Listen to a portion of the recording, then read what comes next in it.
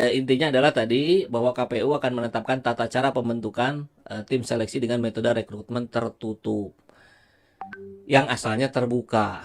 Konon katanya alasannya untuk efisiensi. Ya hitung-hitungan saja berapa biaya yang dikeluarkan, berapa yang dihasilkan. Jangan sampai mengutamakan efisiensi, efektivitasnya nggak dapat. Kan kita harus efisien, kan biaya ini harus ditekan. Kalau mau menekan biaya, pemilunya pakai e-voting, jangan pakai e-kardus. Penguasa, ini kami rakyat jelata. Engkau ada untuk siapa? Hei penguasa, ini kami rakyat jelata. Mau sampaikan semua keluh kesah. Bekerjalah dengan hati, pakai empati. Jangan banyak intrik, apalagi bikin taktik.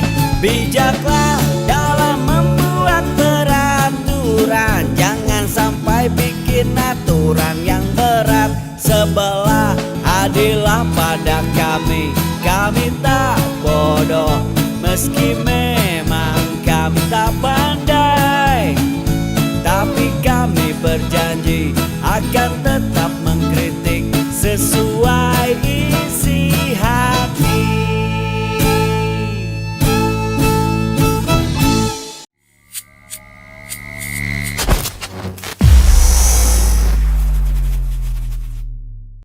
Bismillahirrahmanirrahim. Assalamualaikum warahmatullahi wabarakatuh. Salam perubahan, salam kedaulatan rakyat. Sahabat EC-Channel semua, sepak terjang KPU banyak catatan negatifnya ya. Terutama terfokus pada ketua KPU yang berkali-kali kemudian ada yang menuntut, ada yang menduga dan segala macam. Kita masih ingat, masih hangat di kepala kita bagaimana laporan dari Farhad Abbas kepada Hasyim Asyari, ketua KPK, ketua KPU, untuk adanya upaya gratifikasi seks dari terkait dengan Hasna ini, ketua Partai Republik Emas gitu ya, apa ketua Republik 1. Ini belum selesai. Tapi kemudian seorang Hasyim Asyari berkali-kali menyampaikan persoalan-persoalan di publik yang tidak semestinya. Kemarin sampai berkumpul seluruh partai politik kecuali PDIP dan Gerindra nampaknya ya, itu membahas tentang celotehan dari Hasyim Asyari yang menyatakan kemungkinan pemilihan dibuat proporsional tertutup. Tapi nanti kita lihatlah bagaimana keputusan MK. Kalau pemilihannya proporsional tertutup artinya kita tidak akan lihat lagi nama-nama caleg, foto-foto caleg, tapi kita akan mencoblos partai. Dan itu ditentang oleh semua partai. Dan kita tidak masuk ke wilayah situ, tapi yang ingin saya sampaikan bahwa kegaduhan demi kegaduhan terus dimunculkan oleh Hasyim Asyari, padahal sebetulnya tidak perlu. Nggak perlu juga ngomong yang begitu-begitu. Tugas Anda adalah menjalankan sebagai ketua KPU, sebagai eksekutor. Nah, hari ini indikasi yang ditangkap oleh kami rakyat jelata. Inikah kejahatan terbaru dari KPU? Ya, karena kita lihat KPU membentuk tim seleksi calon anggota KPUD. Ya, KPUD itu daerah, berarti provinsi, kabupaten, kota, secara tertutup. Padahal dalam aturan di atasnya, bisa kita lihat sahabat EC-Channel, di Undang-Undang Nomor 7 Tahun 2017 tentang Pemilu, salah satunya diungkapkan bahwa penyelenggaraan proses segala macam itu mestinya dilakukan secara terbuka. Satu poin dari sekitar dari A sampai K atau M itu ya, poinnya yang menunjukkan apa yang harus dilakukan oleh KPU. Tapi kita lihat ada dalih yang dimunculkan oleh seorang Hasyim Asyari yang menyatakan kemudian pemilihan tim seleksi dilakukan secara tertutup. Padahal tim seleksi itu tuh macam-macam. Ya, dari stakeholder masyarakat, ada akademisi, ada praktisi, ada yang lain-lain. Kok jadi tertutup? Lagi mana rakyat bisa mengontrol ini orang-orangnya tepat atau tidak? Bagaimana memastikan KPU memilih secara objektif? Karena konon katanya KPU akan memanggilnya secara japri, menghubungi, mengontak secara japri. Apa enggak nepotisme itu nantinya? Kan nuansa ke sana menjadi besar. Apalagi ketika kita melihat banyak upaya kong kali kong sama dengan cukong.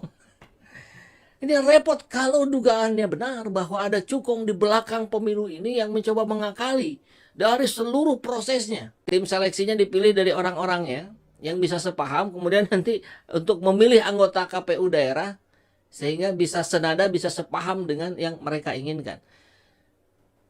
Astagfirullahaladzim. Kita lihat kabarnya dari Detik News.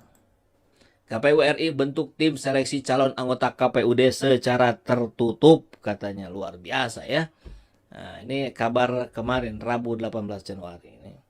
Rawan kecurangan kalau gitu. Gimana nih solusinya? Ya, dari diskusi ini tentu ini menjadi sebuah solusi ya. Apa solusinya?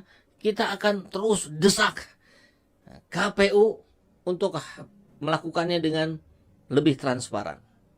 Kemudian ketua KPU-nya juga yang bermasalah ini harus diproses kan? Agar betul-betul clear orang-orang yang berintegritas lah yang ada di KPU. Oke, baik, kita masuk pada beritanya ya. KPU akan membuat proses rekrutmen tim seleksi calon anggota KPU provinsi, kabupaten, dan kota. Itu akan dilakukan secara tertutup. Pada ini era keterbukaan. Jadi begini ya, KPU belajar dari pengalaman yang sudah-sudah yang pernah dilakukan. 5 tahun lalu KPU juga membentuk tim sel untuk seleksi provinsi maupun kabupaten kota. Presiden juga membentuk tim sel seleksi anggota KPU dan anggota Bawaslu di tingkat pusat, katanya. Hasim yakin rekrutmen anggota tim seleksi yang digelar tertutup tidak akan mengurangi kompetensi. Jadi logika yang disampaikan oleh Hasim begini kurang lebih.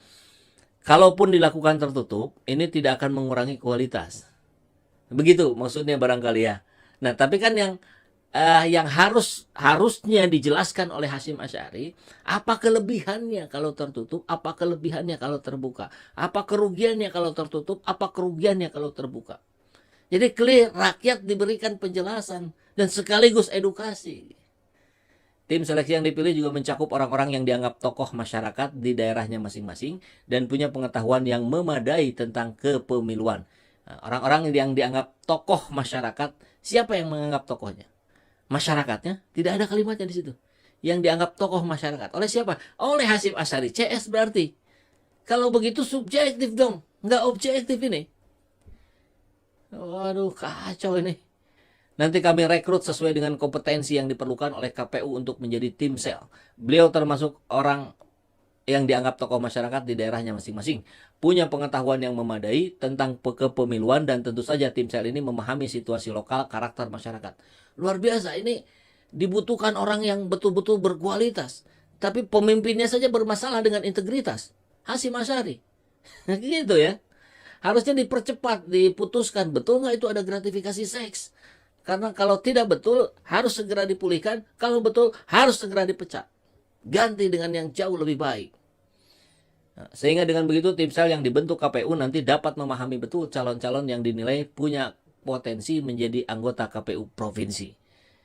Ya masalahnya tadi, ini tetap saja nggak bisa menjadi objektif ketika prosesnya hanya berdasarkan sudut pandangnya KPU. Apakah KPU yang paling benar? Kan tidak. Ini harus melibatkan banyak stakeholder di masyarakat, di rakyat. Hasyim menegaskan hal itu bukan berarti KPU tidak transparan. Berarti memang tidak transparan. Dia mengatakan akan tetap meminta masukan masyarakat terhadap nama-nama yang dipilih. Ya masukan saja, bukan menjadi sebuah sumber keputusan kalau begitu. Harusnya dipilih berdasarkan penilaian mereka langsung. Para ahli, para pengamat, dan beberapa instansi. Itu bukan sekedar memberikan masukan. Kalau memberikan masukan kan, oke, terima kasih, masukannya kami tampung. Nanti kami olah. Standar itu. Salah satu cara untuk memberikan partisipasi atau kesempatan publik untuk memberikan tanggapan akan diberikan kesempatan itu. Ya, sebelum dilantik dan sebelum dilakukan BIMTEK, BIMTEKnya kalau nggak salah cuma sekali itu. Nanti kita lihat di jadwalnya. Para calon tim sel akan kita lakukan klarifikasi. Kalau ada catatan, dan kalau ada catatan, maksudnya gimana? Dan masukan dari masyarakat. Ya percuma kalau masukan dari masyarakatnya juga tidak dijadikan bahan untuk memutuskan. Sekedar formalitas saja, lip service saja. Ini yang diantisipasi oleh kami rakyat jelata. Nah, kita lihat catatannya adalah ini kita didasarkan saja pada kenapa ini menjadi tertutup juga sangat mendadak sekali. Ini dari nota dinas. Ini beredar juga di banyak grup WA ya. Kepada Bapak Ketua KPU, anggota KPU, sifatnya segera permohonan pembahasan. Langsung saja ya, ini pada intinya. Ini intinya adalah tadi bahwa KPU akan menetapkan tata cara pembentukan tim seleksi dengan metode rekrutmen tertutup yang asalnya terbuka. Konon katanya alasannya untuk efisiensi. Ya hitung-hitungan saja berapa biaya yang dikeluarkan, berapa yang dihasilkan. Jangan sampai mengutamakan efisiensi, efektivitasnya nggak dapat. Kan kita harus efisien, kan biaya ini harus ditekan. Kalau mau menekan biaya, pemilunya pakai e-voting, jangan pakai e-kardus. Ini pemilihan kan masih kardusnya digembok lagi gitu, padahal disobek aja bisa itu kalau kemarin ya. Nah, konon katanya sekarang mau diganti pakai apa, duplek atau apa yang sulit buat disobek. Lucuan kita yang luar biasa ya, mudah disobek, kemudian digembok, gemboknya gembok besi. Harusnya gemboknya juga gembok kertas. Oke. Nah, ini yang terpenting nih ya. Saya ingin masuk langsung pada